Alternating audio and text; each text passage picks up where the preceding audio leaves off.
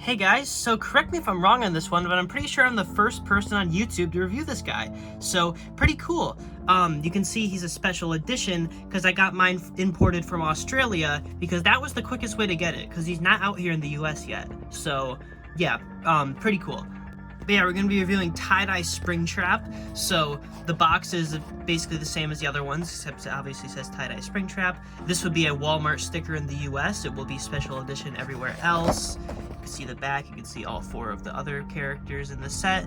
I only have Freddy and Chica right now. Foxy and Bonnie are coming in the mail, and I will do a review on the both of them together once I get both of them. But for now, let's take a look at Tie-Dye Springtrap, who is the most hyped character in the wave, for better or for worse. As you can see, his box didn't come in the best shape. You can see all these little wrinkles, and there's little like dents up here. So I don't really feel bad opening this. I'm gonna get a better conditioned one eventually. So yeah, let's open this boy.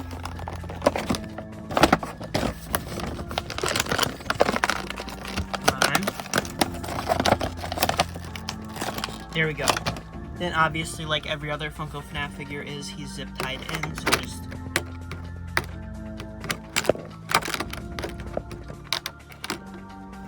Depth perception is so hard through a camera. Alright, get him out. Hey, he came out all assembled. Cool, he didn't just snap apart.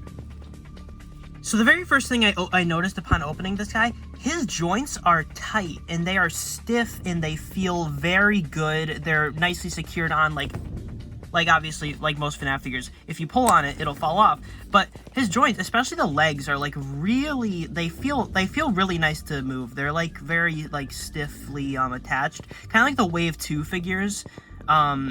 But he feels very, very nice to handle, and they did a really good job improving Springtrap's joints, and his shoulders also move now, so that's pretty cool. You can move them forward and backwards and stuff. Yeah. Tie-Dye Springtrap is definitely the best Springtrap figure in terms of articulation. His joints feel the best out of all these guys. He is miles better than the original Springtrap's joints, and way better than Toxic Springtraps. Toxic Springtraps were a little too loose for my liking, like his legs just kind of slide over. This guy, he doesn't really do that as easily. Like his legs, they'll stay in place if you shake him, which is good. So yeah, if you need to make a Springtrap custom, this guy's probably going to be pretty good. So if you want to make a Springtrap custom, maybe like stock up on a few of these during his release window before he becomes rare. And yeah, definitely try to get this guy if you want to make like customs or anything, because he's definitely the best option to get a Springtrap figure that doesn't require buying Wave 1. So yeah, he's pretty good for that.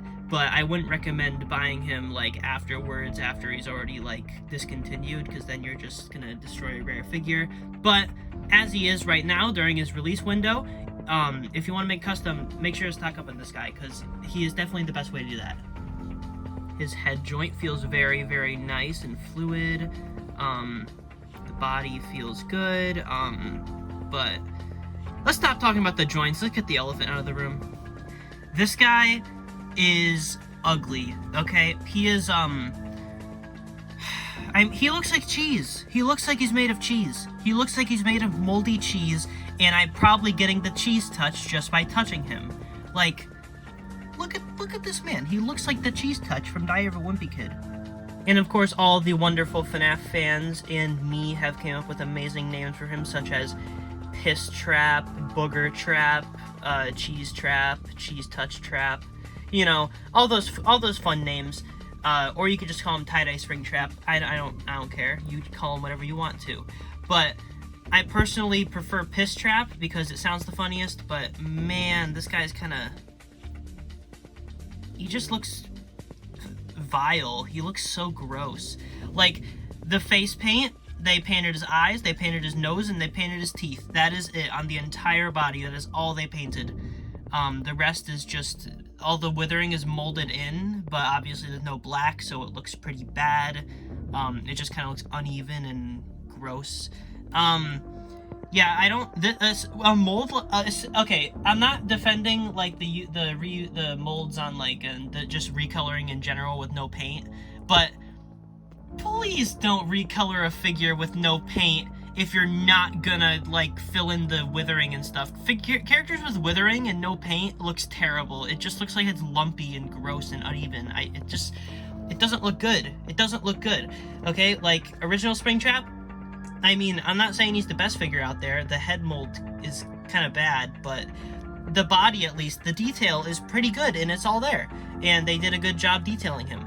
This guy, on the other hand, cheese. He's just cheese. He's literally just made of cheese. That is his only trait. He is Springtrap, but he's made of cheese. Here is his arms side by side with the original. His legs side by side with the original. And his head and torso side by side with the original. You can also turn it around. Yeah. If anybody was worried that this guy would actually smell like cheese, I have good news for you. He does not. He just doesn't really smell like anything, which is a huge relief for me. I was expecting him to either smell like cheese or chemicals and sadness. Here's him with the other two tie-dye figures that I have. I definitely think these figures shine as a set and not individually, because as a set, they do look pretty decent. They look pretty alright. I like them as a set. But individually, I really don't think these guys stand on their own. If anything, I think Springtrap and Freddy definitely stand the best on their own. But I do think as a set, once we have Freddy, Bonnie, Chica, Foxy, and Springtrap all together, I think that they're probably gonna look pretty decent on display. But individually, they just don't really stand on their own, and I don't know. I think they're gonna look decent as a set, though. But at the same time, this is definitely the worst wave Funko has made in terms of looks. Probably not in terms of quality. The quality definitely goes to the Glow in the Dark Pizzeria Simulator wave, because that wave is literally horrendous. But in terms of, like, looks alone, these guys are definitely the worst. But quality-wise, they're pretty alright. So now we have 4 official Springtrap action figures. I'm honestly surprised we don't have more by now. But, I mean, these are the first 2. And these are the second 2. You tell me where the quality different. I'm separating. This is where the quality was good. This is where the quality kind of fell off. Yeah, I mean, Springtrap just gets the worst merch. I feel so bad for him. He does react to the black light, however, so let's get a look at that. Here is him under the black light. You can see his teeth kind of glow blue and his eyes glow dark, which is really cool. The joints look pretty cool. The whole effect on him looks really cool in the dark, actually. I think this figure looks definitely awesome in the dark. I think he looks really cool. His teeth and his eyes aren't really blue in person, though. It's just kind of a weird thing with the camera. In person, they're more of like a dark gray. Which is still pretty cool, though. I think he looks cool under the black light, because if you take it off, he just kind of looks... You can kind of see there the difference. But, yeah, looks pretty good under the black light. Here's him versus the black light functionality of the other Springtraps. Yeah, I'd say classic Springtrap looks the best just because his eyes glow, and that's really cool. Although the glowing eyes only work on the re-release, I'm using the re-release to compare in this review, because my original one is in a glass case, because I don't want anything to happen to him. And here's how he compares to the other tie-dye figures in terms of blacklight functionality. So, yeah, he's definitely the best of the 3 so far. I don't think Bonnie or Foxy are really going to beat him out, though, because this effect he has is really cool. Yeah, neat. So, final verdict on this figure. He doesn't look very good, but at least he's high quality.